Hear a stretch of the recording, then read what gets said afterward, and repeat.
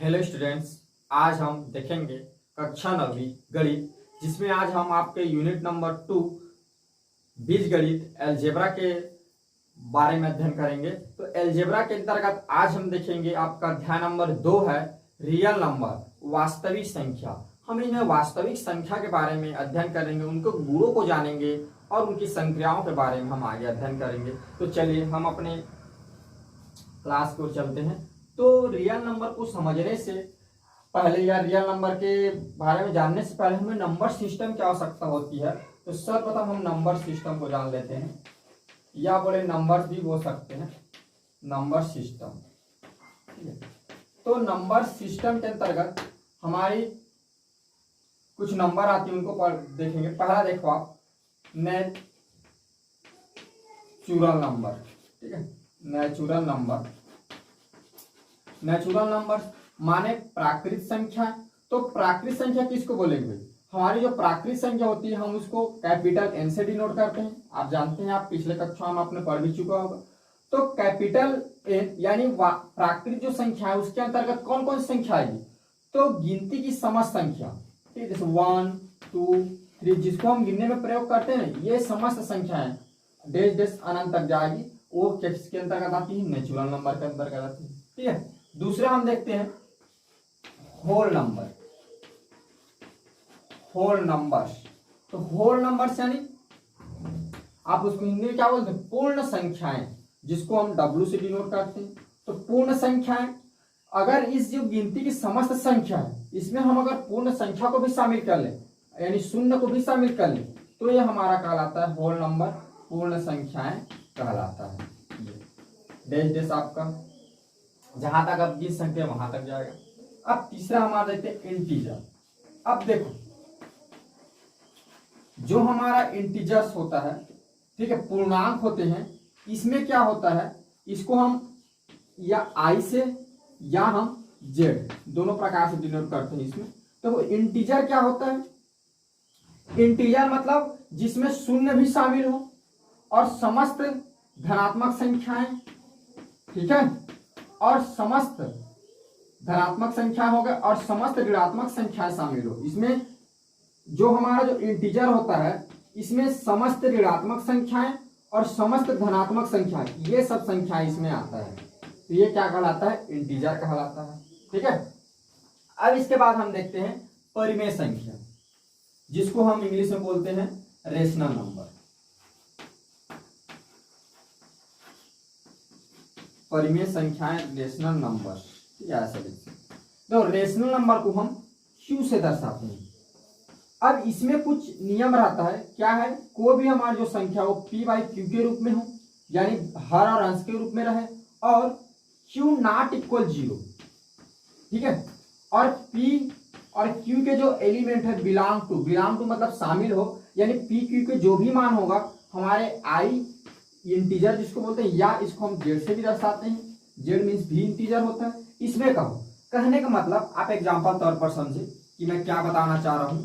इसमें देखो P/Q मतलब बटा रूप में हो, तो और इसमें से कोई संख्या, मान ले मैं संख्या उठा लेता हूं 2, तो देख पा रहे हैं जो ऊपर वाला हमारा P है वह क्या है? 2 है। इसी में से Q, तो आप चाहे तो इसको बटा 1 लिख सकते हैं। तो आप देखेंगे एक भी क्या है इसमें शामिल है। या उसी प्रकार मान लो मैंने क्या कर लिया, -2 ले लिया, और इसमें का क्या ले लिया, मैंने 3 ले लिया प्लस, तब भी ये क्या है? रेशनल नंबर है, परिमेय संख्या, P/Q में लिखा हुआ है, आंसर में लिखा हुआ है। ठीक है, उसी प्रकार मान लो मैं इसमें से कुछ 3 ले लिया, फिर 4 ले लिया, तब भी ये क्या है? P/Q में रूप में है, और क्या है हमारा? ये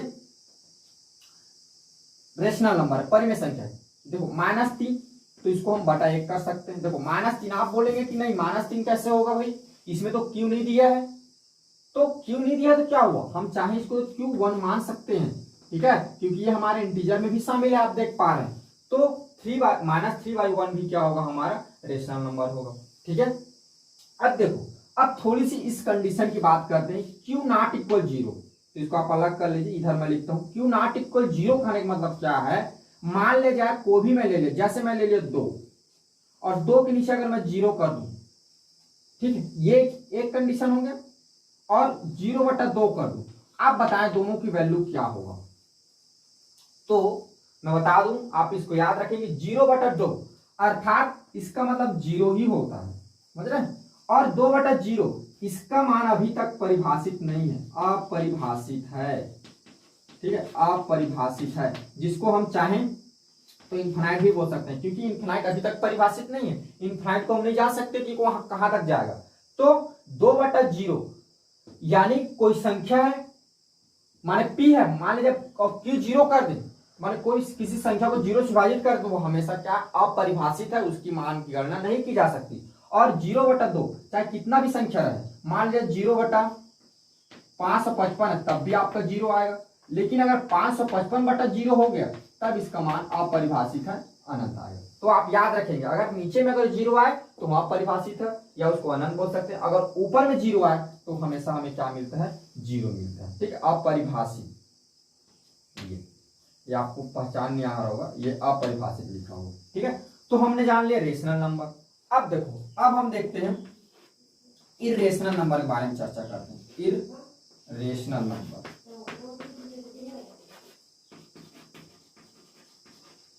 देखो इर्रेशनल जो नंबर्स होते हैं इसको हम क्या करते हैं, क्यू डैश से दर्शाते हैं, क्यू डैश, ठीक है। तो इसमें क्या होता है, इर्रेशनल नंबर हम बोलेंगे, मान ले जा कोई संख्या x है तो x क्या हो, नॉट बिलोंग टू q। देखो क्यू डैश क्या होता है, क्यू डैश को हम बोल सकते हैं x ऐसी संख्या है कि नॉट बिलोंग टू q, अर्थात जो q में मत शामिल हो, अर्थात हमारी जो परिमेय संख्या ना हो, उन समस्त संख्या को हम क्या कहते हैं, अपरिमेय संख्या कहते हैं। जो संख्या हमारी परिमेय संख्या ना हो उसे अपरिमेय संख्या कहते हैं, या जिसको हम p/q के रूप में नहीं लिख सकते उसको हम क्या कहते हैं, अपरिमेय संख्या कहते हैं। अब देखो अपरिमेय संख्या, इसका हम एग्जांपल देखें तो देखो अपरिमेय संख्या √2, ये √2 p/q पर नहीं लिख सकते, क्योंकि √2 को हम हल नहीं कर सकते। अगर हम इसको सॉल्व करना चाहें तो ये 414 आगे डैश डैश से आगे बढ़ते जाएगा, इसको हम p/q के रूप में नहीं लिख सकते। तो ये √2 हमारा अपरिमेय संख्या। इसी प्रकार √3 भी एक हमारा अपरिमेय संख्या, इत्यादि। इसी प्रकार बहुत सारे अपरिमेय संख्या आगे हम देखेंगे कि किसको परिमेय संख्या बोलेंगे, किसको अपरिमेय। तो ये हमारी क्या हो गई, अपरिमेय संख्या हो गई। अब सबसे मेन जिसके बारे में हम अध्ययन करेंगे वो है हमारा रियल नंबर, वास्तविक संख्या, रियल नंबर, वास्तविक संख्याएं। तो रियल नंबर्स कहने का अर्थ होता है, रियल नंबर जिसको हम आर से दर्शाते हैं ना, आर, इसमें क्या होती है, गिनती की जितने भी संख्या है आपकी समस्त संख्या को शामिल किया जा सकता है, अर्थात q, ठीक है, या ऐसा भी बोल सकते हैं x, ठीक है। x कोई संख्या है और x क्या हो, बिलोंग करे, शामिल रहे q एंड q डैश दोनों में, q और q डैश दोनों में यह संख्या रहे। अर्थात इसके कहने का मतलब आप क्या समझ रहे हैं, इसके कहने का मतलब है कि देखो थोड़ा सा मैं आपको शुरू समझाता हूं। x आप इतना जानो, x belong to q dash, माने x की जो वैल्यू होगा वह q और q डैश से होगा, q और q डैश से होगा। क्लियर, q क्या है आपका रेशनल नंबर है और q डैश क्या है आपका इर्रेशनल नंबर है। ये परिमेय है और ये अपरिमेय। अब थोड़ा सा हम समझते हैं, आप थोड़ा सा स्टार्टिंग से देखें। Natural number, whole number, integer. देखो नेचुरल नंबर के सारे एलिमेंट क्या है आपके, होल नंबर में शामिल है। होल नंबर के सारे एलिमेंट क्या चीज है, इंटीजर में शामिल है। आप देख रहे हैं 0 1 2 3 शामिल है ना, इसके सारे इसमें शामिल है।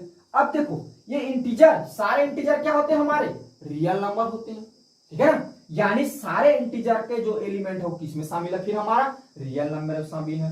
और रेशनल नंबर और रियल नंबर दोनों को अगर जब हम मिला दें, यानी परिमेय और अपरिमेय संख्या को मिला दें, तो हमारा होता है रियल नंबर। आप थोड़ा सा उल्टा देखें, क्या यहां से बात करता हूं, क्या रेशनल नंबर का सारा एलिमेंट इंटीजर में शामिल है,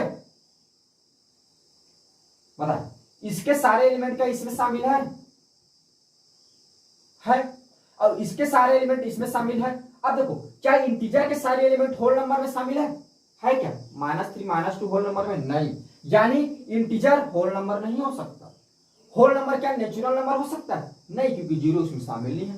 तो आप समझे, नेचुरल नंबर होल नंबर हो सकते हैं, होल नंबर नहीं इंटीजर हो सकता है, लेकिन इंटीजर होल नंबर नहीं हो सकता और इंटीजर ना तो रियल नंबर हो सकता है। ठीक है, ये चारों आपका रेशनल नंबर हो सकता है, और रेशनल नंबर और इस इरेशनल नंबर इन सबको अगर हम मिला दें तो ये हमारा बनता है रियल नंबर। यानी ये बोल सकते हैं कि जो समस्त जो हमारी नंबर सिस्टम होता है, इन नंबर सिस्टम के जो संग्रह होता है इसको हम बोलते हैं, माने नंबर सिस्टम ही बोल सकते हैं, नंबर सिस्टम में और आगे आपका कॉम्प्लेक्स नंबर ये सब आएगा। ये बोल सकते हैं कि नंबर अभी जो पढ़ रहे हैं natural number, whole number, integer, real number और इरियल नंबर, इन सबके जो बड़ा समुच्चय है यानी जो केंद्र है जहां पर सब शामिल है उसको हम बोलते हैं रियल नंबर। अब इसी के बारे में हम अध्ययन करेंगे। ठीक है, अब हम देखते हैं तुल्य परिमेय संख्या। तो तुल्य परिमेय संख्या क्या होता है कि कोई भी परिमेय संख्या है, ठीक है, उसके अंश और हर में एक निश्चित संख्या से गुणा कर दें या भाग कर दें तो जो प्राप्त जो संख्या है वह तुल्य परिमेय संख्या कहलाता है। एग्जाम्पल तौर पर हम देखें, ठीक है, मान लिया 1/2 कोई संख्या ले लिए, का तुल्य परिमेय संख्या निकालते हैं, का तुल्य परिमेय संख्या बोले तो इसका तुल्य परिमेय संख्या क्या होगी? तुल्य परिमेय संख्या मैंने आपको बताया निश्चित संख्या से गुणा कर दिया भाग कर दो। मान लो मैं 2/2 से इसको क्या कर देता हूँ, गुणा कर देता हूँ, ये क्या है 2/4 आ गया, ये आपका क्या है तुल्य परिमेय संख्या है। ठीक है, या इसी में और देखें 1/2 का तुल्य परिमेय, मान लो 3 का मैं ऊपर नीचे गुणा कर दिया तो ये हो जाएगा 3/6 भी क्या होगा हमारे तुल्य परिमेय संख्या। यानी 1/2 का तुल्य परिमेय संख्या 2/4 होगा, 3/6 होगा। इसी प्रकार चलो एक और संख्या लेते हैं, मान लिया 2/5। अब 2/5 का हम क्या करते हैं तुल्य परिमेय संख्या निकाल के देखते हैं। ठीक है, तुल्य परिमेय संख्या देखें तो देखो 2/5 में अगर मैं क्या कर दूं, ऊपर नीचे 2 को गुणा कर दूं याद आएगा 4/10, ये तुल्य परिमेय संख्या हो गई। ठीक है, अगर मैं क्या कर दूं 2/5 ऊपर नीचे 3 का अगर मैं गुणा कर दूं ये हो जाएगा 6/15। तो 2/5 का तुल्य परिमेय संख्या हम बोलेंगे 4/10 है और 6/15। मान ले जाए मैं संख्या लेता हूं 10/20। ठीक है, अब इसका मैं एक परिमेय संख्या निकालता हूं, तो मैंने आपको गुणा करके बताया तो 10/20 में हम क्या कर रहे हैं, अगर मैं इसमें 2 का विभाजित कर दूं और नीचे भी मैं क्या कर दूं निश्चित संख्या माने 2 का ही विभाजित करूं, ऊपर भी 2 से नीचे भी 2 से, तो ये आ जाएगा कितना 5 आपका आ जाएगा 10। तो ये भी बोल सकते हैं कि 10/20 का हमारा तुल्य परिमेय संख्या 5/10। आप एक तो या निश्चित संख्या का गुणा कर दें या एक निश्चित संख्या से भाग कर दें, जो प्राप्त जो संख्या होगा उसको हम क्या करेंगे, क्या बोलेंगे तुल्य परिमेय संख्या बोलेंगे। ठीक है, अब देखो तुल्य परिमेय संख्या के प्रॉपर्टीज है, प्रॉपर्टीज अर्थात एक गुण है। क्या गुण है कि तुल्य परिमेय संख्या जितनी भी होगी वह हमेशा बराबर होते हैं, अर्थात 1/2 का तुल्य परिमेय संख्या क्या हो गया 2/4 बराबर होगा, और 1/2 का और तुल्य परिमेय संख्या 3/6, यानी तीनों बराबर है। ठीक, इसी प्रकार ये पहला के लिए दूसरा में देखो हमने क्या निकाला है 2/5 बराबर होगा आपका 4/10 का, बराबर होगा आपका 6/15 का। यहाँ तीसरा 10/20 बराबर होगा आपका 5/10 का। ये मैंने तो बोल दिया तुल्य परिमेय संख्या बराबर होता है, लेकिन आप तो देख रहे हैं भाई इसके नंबर तो बराबर नहीं है ना, नंबर बराबर नहीं है तो ये कैसे बराबर हो सकते हैं भाई, नंबर बराबर होंगे तब तो हम बोल सकते हैं ना 2 और 3 बराबर थोड़ी बोलेंगे भाई, 2 बराबर है तो यही तो बोलेंगे। तो मैंने बताया कि तुल्य परिमेय संख्या हमेशा क्या होते हैं बराबर होते हैं। तो कैसे बराबर होते हैं, चलो इसको आप डिवाइड कर दो, 2 एकम 2 दूनी, 3 एकम 3 दूनी। ठीक है, उसी प्रकार 2 पंचे 2 3 दूनी 3 पंचे, देखो 2/5 2/5 2/5 आ गए, 1/2 1/2 1/2 आ गए, तो भाई तुल्य परिमेय संख्या बराबर हुआ ना, इसको 2 से विभाजित कर दिए 2 पंचे 2 2 दहम 5/10 5/10 आ गया ना। तो अतः हम बोल सकते हैं कि तुल्य जो परिमेय संख्या है किसी संख्या का जितना भी तुल्य परिमेय संख्या निकाले वह हमेशा क्या होते हैं एक दूसरे के बराबर होते हैं। ठीक है, अब हम देखते हैं संख्या रेखा लाइन नंबर। हम क्या करेंगे लाइन नंबर जानने के बाद उसमें परिमेय संख्या और अपरिमेय संख्या जितनी भी प्रकार का भी मैंने आपको संख्या पढ़ाया, प्राकृतिक संख्या, परिमेय संख्या, अपरिमेय संख्या, इंटीजर, पूर्णांक जितने भी है उस समस्त संख्याओं को हम क्या कर सकते हैं संख्या रेखा में दर्शा सकते हैं। ठीक है, तो मैं आपको एक परिमेय संख्या और इंटीजर संख्या लेकर आपको मैं क्या करूंगा, संख्या रेखा दर्शा के बताऊंगा। तो पहले हम क्या करते हैं, संख्या रेखा को जान लेते हैं क्या होता है। देखो संख्या रेखा एक सीधी लाइन है जिसके केंद्र पर शून्य होते हैं और शून्य के राइट साइड क्या होते हैं, सारे धनात्मक संख्या, धन 1, धन 2 और धन 3। डेश डेश डेश इधर जितने भी आप जाएंगे बोले तो प्लस इंफिनाइट बोल सकते हैं इधर पूरा। और लेफ्ट साइड जो होते हैं शून्य के, उधर हम क्या करते हैं, समस्त ऋणात्मक संख्या को रखते हैं। ऋण 1, ऋण 2, ऋण 3 यहाँ होता है, ये जाता है -∞ तक। तो ऐसी एक रेखा जिसके केंद्र पर शून्य हो और उसके राइट साइड क्या होता है, समस्त धनात्मक संख्या और लेफ्ट साइड समस्त ऋणात्मक संख्या होता है शून्य के, वह संख्या रेखा क्या वह जो रेखा होती है वह संख्या रेखा कहलाता है। अब हम क्या करते हैं, एक संख्या रेखा पर एक संख्या लेते हैं। पूर्णांक के रूप में आपका मैं 2 ले लेता हूं, ऋण 3 ले लेता हूं, इसको बताऊंगा। ठीक है, और 2 बटा चलो 7 ले लेते हैं परिमेय संख्या रूप में। मैं 1 ले लेता हूँ, ऋण 1/2 ले लेता हूँ। इन सबको मैं क्या करूंगा, परिमेय संख्या पर परिमेय संख्या बोलता हूँ, संख्या रेखा पर आपको रख के बताता हूँ कैसे हम इन सबको संख्या रेखा पर दर्शाते हैं। देखो संख्या रेखा के लिए क्या करेंगे, हालांकि मैं हाथ से बना रहा हूँ, आप स्केल से बनाएंगे। एक सीधी लाइन ले लेंगे, ठीक है, इसके केंद्र पर एक शून्य ले लेंगे और शून्य से निश्चित दूरी पर एक बिंदु एस बनाते जाएंगे, 1 2 3 4। इधर को हम धन 1, ये दूरी फिक्स रहता है ना, इनके बीच की दूरी धन 4, ये जैसे आगे बढ़ाई। ठीक है, इधर भी हम 1 2 3 4, ऋण 1, ऋण 2, ऋण 3, ऋण 4। ठीक है, इधर जैसे आपका जितना चाहे उतना आगे बढ़ गया। अब देखो मैं आपको बता दूं, हमने क्या किया है, 0 और 1 के बीच दूरी क्या है, निश्चित है। उसी प्रकार इनके ये दूरी सब इक्वल रहते हैं। ठीक है, आप याद रखेंगे। प्लस इसके साथ साथ ये आपको बता दूं कि जो 0 और +1 होते हैं, इसके बीच भी क्या होते हैं, 10-10 लाइन पाए जाते हैं, 10-10 खाने और होते हैं। 1 2 3 4 5 6 7 8 9 1 10, इनके बीच भी 10 खाने होंगे। 1 2 3 4 5 6 7 8 9 1 10, इनके बीच भी 10 खाने होते हैं। 1 2 3 4 5 6 7 8 9 10। इसी प्रकार क्या होते हैं, इन सब के बीच में भी क्या होते हैं, 10 और खाने पाए जाते हैं। अर्थात 0 और धन 1 के बीच में 10 खाने होंगे, 0 ऋण 1 के बीच में 10 खाने, ऋण 1 ऋण 2 के बीच में भी 10 खाने होंगे और धन 1 धन 2 के बीच में भी 10 खाने। माने इसी प्रकार समस्त जितने खाने हैं उसमें 10-10 और खाने पाए जाते हैं। अब चलिए, अब हम इनको जो आपकी जो संख्या लिए हैं, इन संख्याओं को हम इस संख्या रेखा पर दर्शाते हैं। आप बता दें कि हमने क्या आकृति बनाई है, यहाँ पर संख्या रेखा ये। तो चलिए पहले मैं 2 को दर्शाऊं, तो 2 के लिए आसान है। आप क्या करेंगे, 2 धन है तो धन की दिशा में 1 और 2, तो दूसरे नंबर पर यहाँ पर आएगा आपका +2। ठीक, ऋण 3 की बात करूं तो ऋणात्मक दिशा में चलना है, तो 0 से लेफ्ट साइड ऋणात्मक दिशा, तो 1 2 3, तो 3 ये यहाँ पर आएगा हमारा ऋण 3। अब ये तो पूर्णांक संख्या के लिए बड़ा आसानी हो गया, आपने संख्या देखा और लिख दिया। अब समस्या आएगी हमारी परिमेय संख्या के लिए। देखो 2/7, तो 2/7 जब भी आपका परिमेय संख्या रहे और इसको संख्या रेखा पर दर्शाना रहे, तो आप इसको पहले तोड़ लो, इसको विभाजित कर लो। देखो तो 7 से अगर मैं 2 से विभाजित करूं तो 7 शून्य जाएगा, फिर 2, फिर 7 दूनी क्या होगा, 14 हो गया, 6 बच गया और 7 8 कितना होगा, 56 होगा।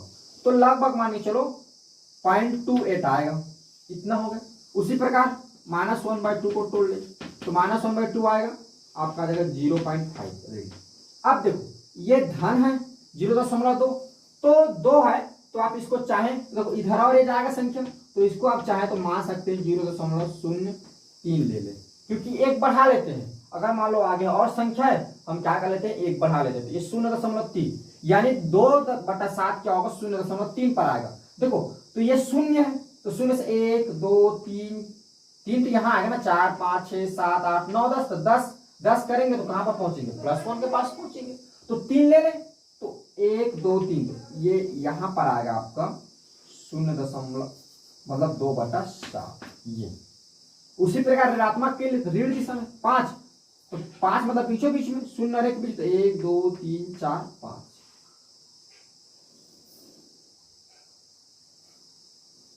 सॉरी ये बीच बीच में आता है, ठीक है।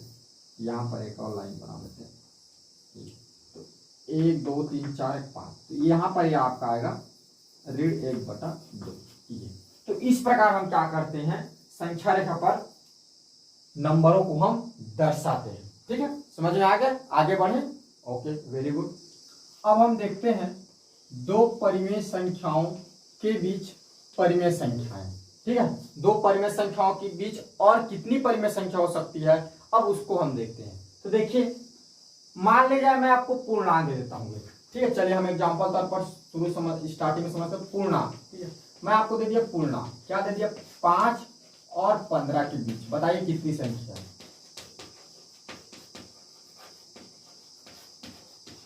ठीक है। संख्या बताना है इसके बीच कितनी संख्या, तो हम क्या करेंगे भाई, लिख देंगे 5 6 7 8 9 10 11 12 13 14 15, ठीक है। तो इसके बीच तो 1 2 3 4 5 6 7 8 9, तो टोटल कितने हो गए, 9।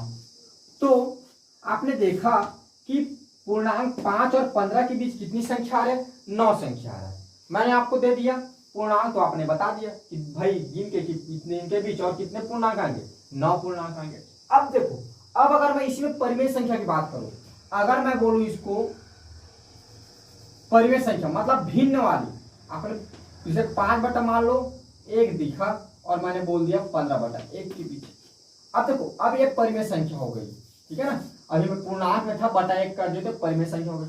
अब देखो, इसके बीच में अगर हम इसको बटा 1 कर दें, सबको सब ये परिमेय संख्या बदल गया, ये तो देखो 9 तो होगा। अब देखो यहाँ पर, अब हम टोटल 9 नहीं बोल सकते, 9 तो होगा हमारा, ठीक है। अब देखो 7 6/1 और 7/1 के बीच भी कोई एक परिमेय संख्या होगा, ठीक है।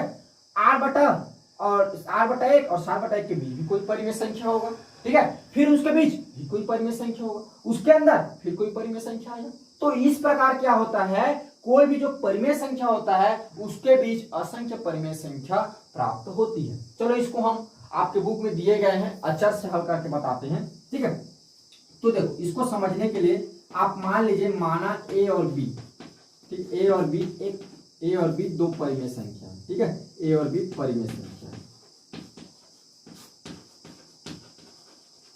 आप मान लीजिए, तो ए भी परिमेय संख्या है जहां ए क्या है, छोटा है बी से, माने ए के बाद बी आता है, ठीक है। अब आप इसमें हम क्या करेंगे, 2 बार हल करेंगे। तब देखो, एक बार क्या करेंगे, ए बड़ा है बी, तो दोनों पक्षों में ए जोड़ दो,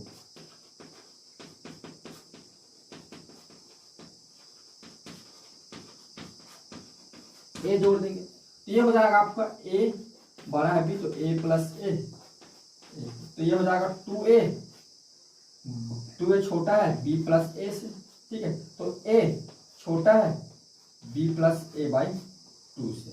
इसको आप इक्वेशन नंबर 1 नाम दे दीजिए, ठीक है। अब आगे a छोटा है b से, दोनों पक्षों में इस बार b जोड़ दीजिए, दोनों पक्षों में b जोड़ देते हैं।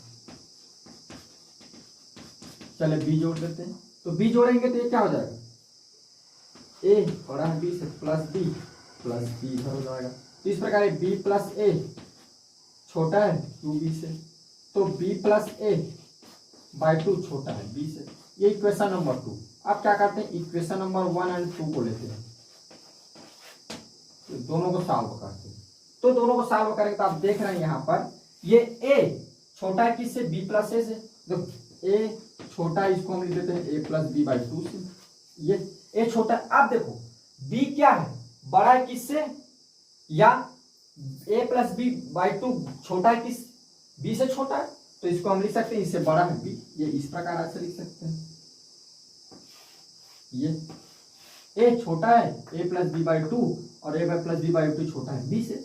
और क्या है, b से ये छोटा है लेकिन a से बड़ा है, अर्थात हम बोल सकते हैं कि a और b के बीच की जो संख्या क्या है, a प्लस बी बाई 2 है।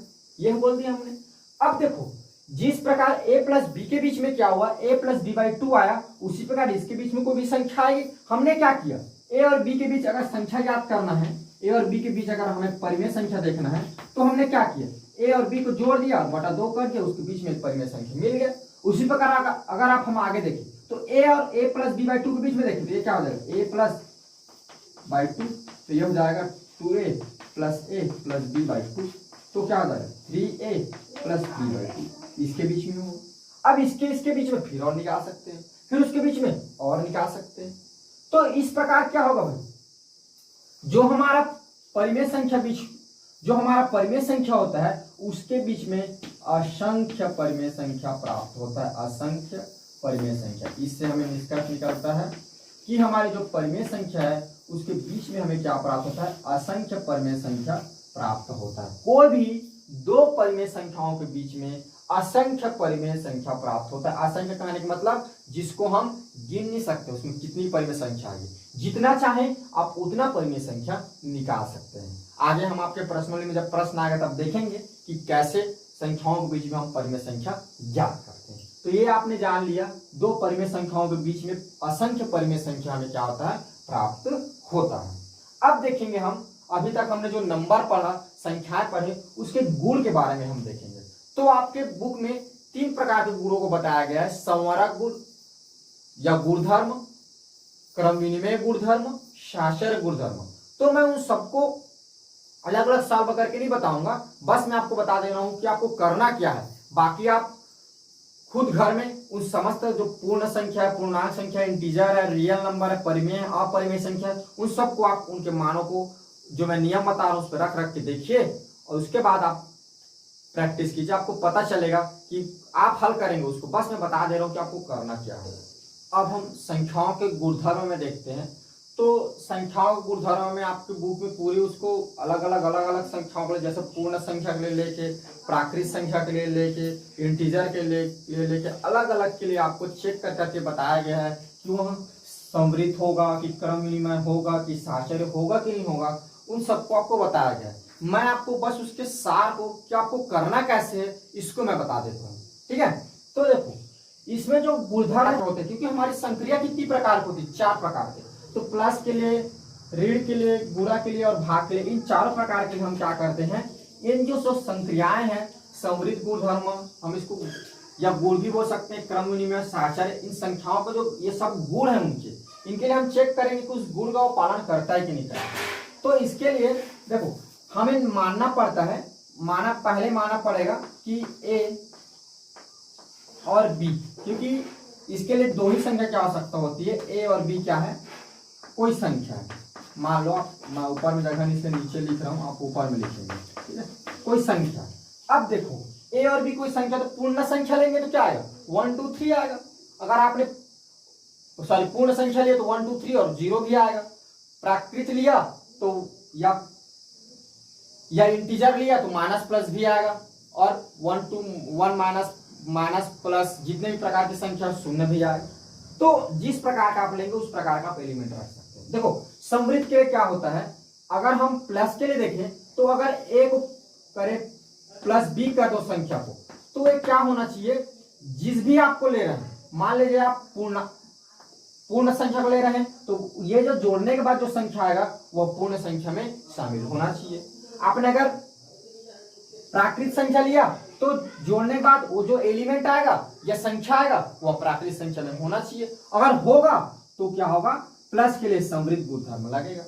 उसी प्रकार माइनस के लिए देखें तो ए माइनस बी करेंगे आप, और ए माइनस बी करने के बाद जो भी संख्या है यहाँ पर वह क्या होना चाहिए, जिस भी संख्या के लिए, अगर आप प्राकृत संख्या के लिए चेक करें तो प्राकृत संख्या में आना चाहिए, पूर्ण संख्या के लिए चेक करें पूर्ण संख्या में आना चाहिए, और अगर आप पूर्णांक संख्या के लिए चेक कर रहे हैं तो ये जो घटाने के बाद पूर्णांक संख्या में आना चाहिए, तब वह समृद्ध गुणधर्म पालन। गुणा के लिए अगर आप गुणा कर दें तो वह संख्या मिलना चाहिए, अगर आप भाग कर दें तो वह संख्या उस संख्या में क्या होना चाहिए, शामिल रहना चाहिए, तब वह क्या होता है, समृद्ध गुणधर्म का पालन करता है।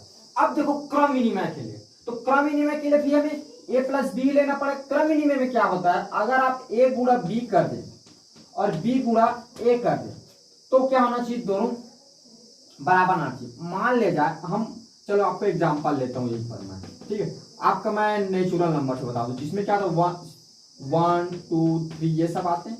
तो मान लीजिए मैं इसको 2 एलिमेंट ले लिया, 2 और 3, तो 2 और 3 को गुणा करूंगा कितना आएगा, 6 आएगा, और 3 और 2 को गुणा करूंगा कितना आएगा, 6 ही आएगा। यानी ये क्या हो रहा है, क्रम विनिमय नियम का पालन कर रहा है।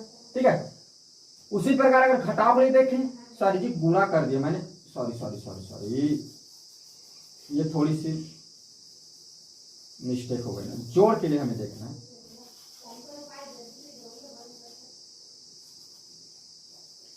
तो a प्लस बी, तो b प्लस ए दोनों बराबर होना चाहिए। दो तो मैंने लिया नेचुरल नंबर के लिए 1 2 3 ये।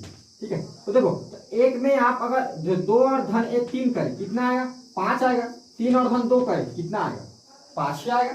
तो ये क्या होता है, क्रम विनिमय नियम का पालन करता है।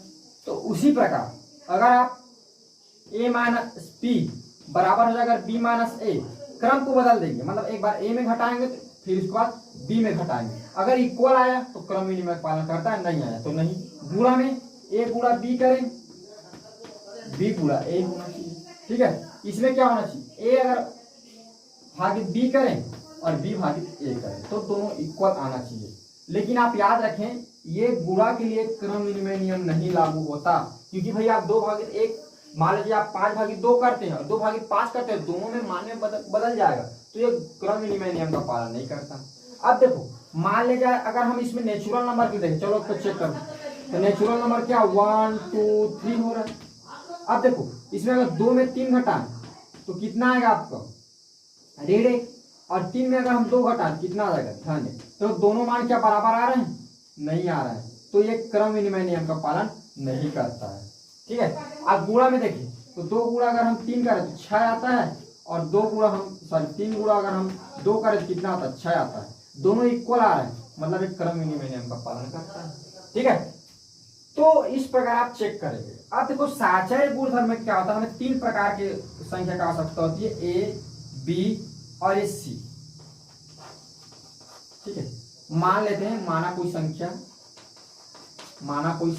कोई संख्या कहने का मतलब परिमेय भी हो सकता है, पूर्णांक भी हो सकता है, जो आप लेंगे उसके लिए चेक करेंगे। इसमें क्या होगा, 3 संख्या अगर a धन b धन c करें तो ये बराबर हो जाना चाहिए आपका a धन b पहले कर दें फिर बाद में c को जोड़ दें। ठीक है, घटाव के लिए उसी प्रकार अगर a ऋण फिर b में ऋण करें तो ये बराबर आना चाहिए, जब a में पहले b को घटा दें फिर उसके बाद c को घटा दें, ये बोलता है। गुणा के लिए a गुणा फिर उसके बाद b गुणा c करें, उसके बाद बराबर आना चाहिए आपका, पहले a गुणा b कर दें और फिर उसके बाद c करें, ये दोनों बराबर आना चाहिए।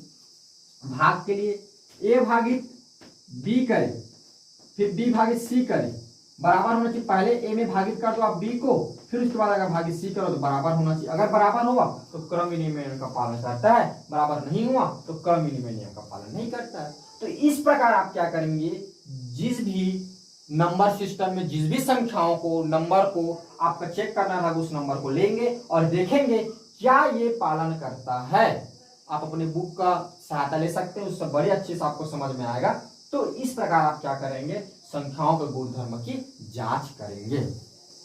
देखिए अब आगे हम चलते हैं, तो आगे हम देखते हैं तत्समक, जिसको हम आइडेंटिटी भी बोलते हैं। तो तत्समक क्या होता है आपका, 2 प्रकार का होता है। ठीक है, तत्समक 2 प्रकार के होते हैं, एक होता है योज्य तत्समक, योज्य, और दूसरा होता है गुणन तत्समक या गुणात्मक भी बोलते हैं हम इसको, गुणात्मक तत्समक। ठीक है, 2 प्रकार के तत्समक होते हैं। तो देखो योज्य तत्समक समझते हैं हम।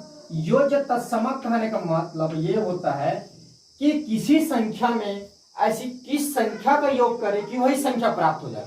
तो जिस संख्या का हम योग किए रहते हैं वही हमारा योज्य तत्समक रहता है। जैसे मान लिया जाए 2 में हम क्या जोड़े कि हमें 2 प्राप्त हो जाए। ठीक है, जैसे 2/3 है, 2/3 में हम क्या जोड़े कि हमको 2/3 मिल जाए। मान लिया ऋण 1/5 है, तो इसमें हम क्या जोड़े कि हमको ऋण 1/5 मिल जाए। तो जो जोड़ेंगे वही हमारा योज्य तत्समक होगा। तो क्या जोड़ेंगे भाई, शून्य जोड़ेंगे तो 2 आएगा। आप इसमें भी शून्य जोड़ेंगे, 2/3 में शून्य, तो मान में परिवर्तन नहीं होता है। शून्य जोड़ेंगे तो मान में परिवर्तन नहीं होता है। तो ये शून्य क्या होगा, योज्य तत्समक कहलाएगा। इसको अगर हम ABC में समझे तो मान लो हम इसको A मान लेते हैं, तो प्लस अगर कोई यहाँ पर क्या लेंगे, शून्य लेंगे, तो हमें क्या प्राप्त होगा, A प्राप्त होगा।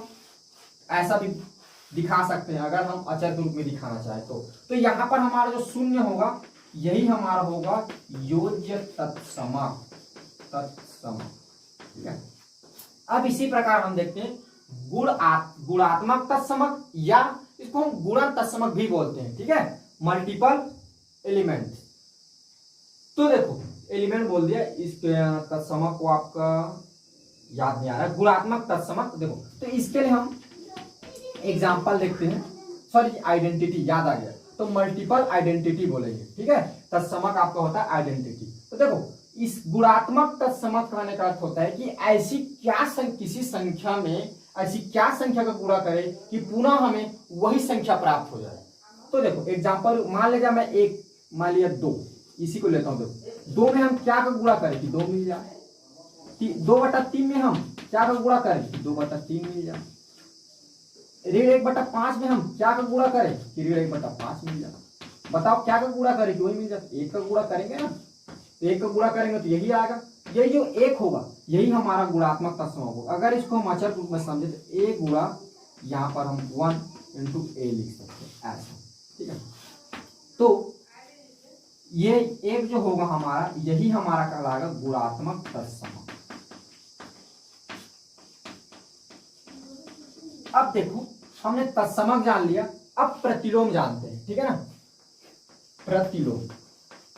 प्रतिलोम भी आपको 2 प्रकार होता है। प्रतिलोम मीन्स इनवर्स, इंग्लिश वर्ड यूनियर्स, या इसको एक नाम से और जानते हैं व्युत्क्रम, आप दोनों बोल सकते हैं, ठीक है। जिस प्रकार ये 2 प्रकार होता है, इसी प्रकार प्रतिलोम भी 2 प्रकार का होता है।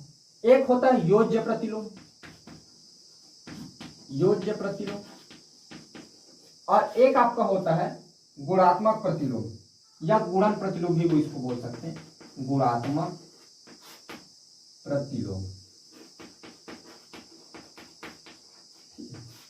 योज्य प्रतिलोम और एक होता है गुणात्मक प्रतिलोम। देखो पहले हम योज्य प्रतिलोम को, इसको मैं अलग से लाने के देता हूँ, तो हमको पता चल जाए ये अलग भाग है, ये अलग भाग है। तो योज्य प्रतिलोम, इसमें एग्जांपल देखो, योज्य प्रतिलोम की अगर मैं परिभाषा बताऊं तो ऐसी कोई संख्या दिया है, उस संख्या में ऐसी क्या संख्या जोड़े या किसी संख्या में ऐसी संख्या का योग कर दे जो हमें क्या प्राप्त हो जाए, शून्य प्राप्त हो जाए, तो हमारा प्रतिलोम का। जैसे ऋण 2 में ऐसा क्या जोड़े कि हमको शून्य आ जाए, ठीक है। इन्हीं एलिमेंट को लेकर बताऊं, देखो 2/3 इसमें हमें क्या जोड़े कि हमको शून्य प्राप्त हो जाए। चलो मैं आपका यही लेता हूं, एक ऋण 1/5 में क्या जोड़े कि हमें यही प्राप्त हो जाए। एक और ले लेता हूं, 25 में ऐसा क्या जोड़े कि हमको शून्य प्राप्त हो जाए, बता। तो देखते हैं, देखो 2 में क्या कर दे, हम ऋण 2 को जोड़ दें, शून्य मिलेगा। 2/3 में हम क्या कर दें, ऋण 2/3 को जोड़ दें, शून्य मिल जाएगा। 1/5 हम क्या करें, धन 1/5 जोड़ दें, शून्य मिल जाएगा, क्योंकि धन ऋण कर जाता है, आप जान रहे हैं। 25 में हम क्या जोड़े, ऋण 25 को जोड़ दें, शून्य मिल जाएगा। या इसको अगर हम अचर में समझे, a प्लस ऋण 1 कर दें इक्वल 0, तो ये क्या हो जाएगा हमारा योज्य प्रतिलोम। अब देखो इसमें हम a को -a कर दो, a का योज्य प्रतिलोम ऋण a होगा, a का योज्य प्रतिलोम क्या हो जाएगा, ऋण a, और ऋण a का योज्य प्रतिलोम होगा आपका a। इसमें मतलब योज्य प्रतिलोम एक दूसरे के विपरीत होते हैं, मतलब ये बोल सकते हैं 2 का योज्य प्रतिलोम ऋण 2, ऋण 2 का योज्य प्रतिलोम 2, माने एक दूसरे के व्युत्क्रम। इसको हम इसका योज्य प्रतिलोम बोल सकते हैं और इसको इसका भी योज्य प्रतिलोम बोल सकते हैं, ठीक। ये आपने जान लिया, तो ये योज्य होगा। अब देखो गुणात्मक प्रतिलोम, तो गुणात्मक प्रतिलोम में होता है कि किसी संख्या में ऐसी क्या संख्या का गुणा करें कि हमें 1 मिल जाए। तो मान लीजिए ऋण 2 लिया, चलो अब गुणा में देखते हैं, आप बताएंगे कि ऐसी क्या संख्या का गुणा करें कि हमको 1 मिल जाए। इसी प्रकार आपके मान लो मैं 1/5 ले लिया, आप आपस में बताएं कि क्या का गुणा करें कि हमें 1 मिल जाए, ठीक है। 25 में क्या का गुणा करें कि हमें 1 मिल जाए, ठीक है। 1/6 में हम क्या का गुणा करें कि हमें 1 मिल जाए। अब देखो, अब हमें देखना है कि ऐसी क्या संख्या का गुणा करें कि हमें 1 मिल जाए। तो जिस संख्या का गुणा करेंगे वही हमारा क्या कहलाएगा, योज्य प्रतिलोम कहलाएगा। देखो ऋण 2 में हम क्या करें, देखो ऋण है यानी आपको तो ऋण गुणा करना पड़ेगा, क्यों, क्योंकि ऋण को हमें धन बनाना है, तो ऋण को तो ऋण संख्या तो लेंगे ही। अब देखो ऐसा क्या, 1/2 को गुणा कर दें, 1/2 का आप देखें भाई ऋण 2 है और गुणा हम क्या करते हैं, ऋण 1/2 कर देते, ये 2 2 कट जाएगा और ये ऋण ऋण क्या हो जाएगा धन, तो धन एक आएगा ना, आ गया, तो ये क्या हो जाएगा 1। अब इसी प्रकार मान लो 5 है तो 1/5 है, अब इसमें क्या का गुणा करेंगे 1 मिल जाएगा, 5 का गुणा करेंगे 5 एकम कर गया तो 1 मिला, तो ये क्या यहाँ पर किसका गुणा करेंगे 5 का। 25 है तो 1/25 का गुणा कर दें, अब 1/25 जब गुणा करेंगे ऊपर नीचे कर जाएगा 1 आएगा। 1/6 है तो 6 का गुणा करेंगे, देखो यहाँ पर एग्जाम्पल 6 है, सॉरी 1/6 है, 6 का गुणा करेंगे तो ऊपर नीचे कर जाएगा 1 ही आएगा। ठीक है, तो ये हो गया। इस प्रकार हम बोल सकते हैं कि मान लीजिए एक कोई संख्या, इसमें हम इसको उल्टा बटा वाला गुणा कर दें, अगर बटा वाला है तो बटा वाला है तो बिना बटा वाला गुणा करेंगे।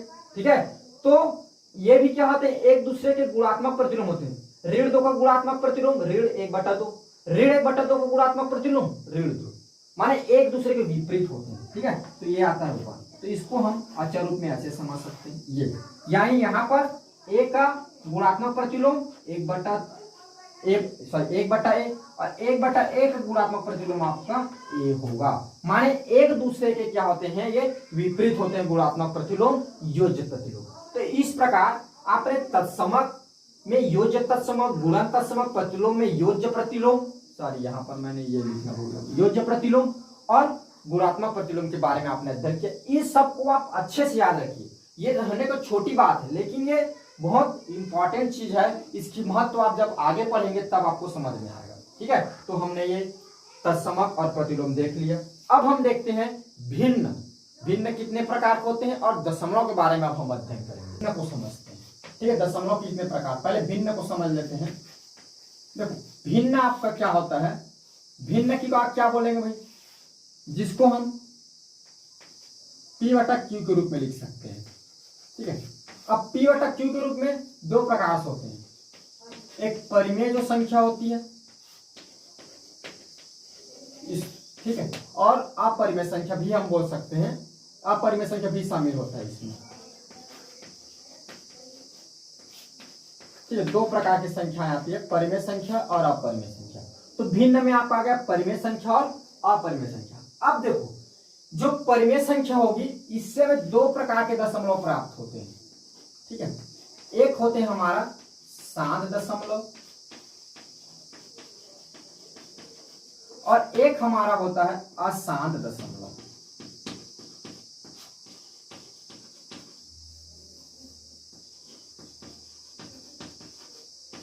ठीक है, और जो अपरिमेय होता है इससे हमें मिलता है, सर ये अशांत, इसको ऐसा भी लिख सकते हैं, अशांत नहीं होता, डायरेक्ट हम अशांत नहीं बोलेंगे, ये होता है अशांत आवृत्ति दशमलव। ठीक है, आवृत्ति मतलब ये बार बार आवृत्ति होगा, तो आवृत्ति दशमलव। ठीक है, अशांत आवृत्ति दशमलव, इसको चलो नीचे लिख देता हूं। ये होता है हमारा, ये भी अशांत रहता है। ठीक है, लेकिन अनावृत्ति होता है इसमें, अनावृत्ति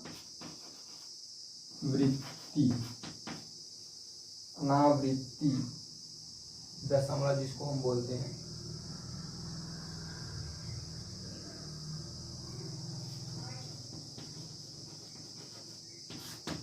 अब देखो ये जो शांत दशमलव या अशांत आवृत्ति दशमलव और अशांत अनावृत्ति दशमलव, इन सबको हम समझते हैं कि क्या होते हैं, किसको, इसके एग्जांपल्स देखते हैं। ठीक है, इसके एग्जांपल देखते हैं, इसके भी एग्जांपल देखते हैं, किसको हम अशांत बोलेंगे और किसको हम अशांत अनावृत्ति दशमलव बोलेंगे। देखो इसके लिए कुछ एग्जांपल्स लेते हैं। 1/4 लेंगे हम। ठीक, आपके बुक से ही मैं उठा लेता हूं, आपके बुक से है 7/4 और है आपके बुक से ही 9/11। ठीक है, और 7/6। देखो तो देखो इसको हम पहले समझ, 7/11 अगर हम इसको विभाजित करें तो इसको हम ऐसे विभाजित करेंगे, ये 4 आपका इधर आ गया, 7 आपके इधर। तो देखो जब इसमें हम पहाड़ा पढ़ेंगे तो क्या होगा, 4 एकम 4, ये 3 बन गए। अब दशमलव लगाएंगे, ठीक है, तो यहाँ पर आ जाएगा 0। अब देखो 4 8 सॉरी ये 4 8 32 होता है, 4 7 28 होगा, ये आ गया आपका 2। अब यहाँ फिर एक शून्य होगा, 4 5, ये देखो।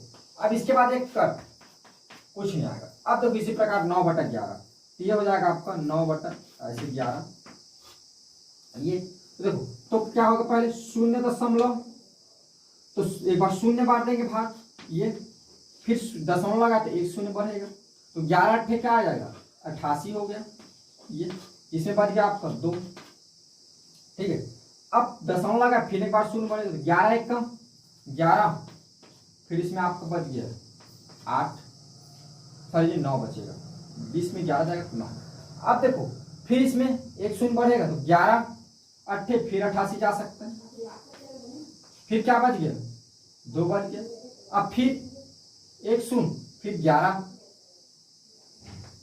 फिर क्या बचेगा आपका नीचे, यहाँ पर हम ले, फिर आपका नीचे बच जाएगा 8। अब फिर इसमें सॉरी 9 बचेगा, फिर इसमें 0 लगाएंगे, फिर ये इसी प्रकार आगे चलते जाएगा, ठीक है। तो ये देखो 8 1 8 1 8 1, ये ऐसे ऐसे करते क्या होगा, ये आगे बढ़ते जाएगा, ठीक है ना। हम इसको करते हैं 7/6 को, ये हमारा ऐसा हो जाएगा ये। अब देखो ये जाएगा 6 1 कम 6, 1 बच गया। अब हम इसको आगे जब दशमलव लगाएंगे 0, तो एक बार जाएगा 6 1 कम 6, ठीक है। फिर आ गया 4, फिर यहाँ पर 0 होगा, फिर जाएगा 6 6 36, यहाँ जाएगा 6, फिर बच गया आपका 4, फिर हम 0 लिए 6 6 36, फिर बच गया 6, फिर एक सॉरी 4 बच गया, फिर 0, फिर 6 6 36 लिए, ये जी 36, सॉरी मिस्टेक, ठीक है 36, तो ये आपका बच गया फिर 4, ठीक है। तो इस प्रकार क्या हो जाएगा, ये आगे बढ़ते जाएगा।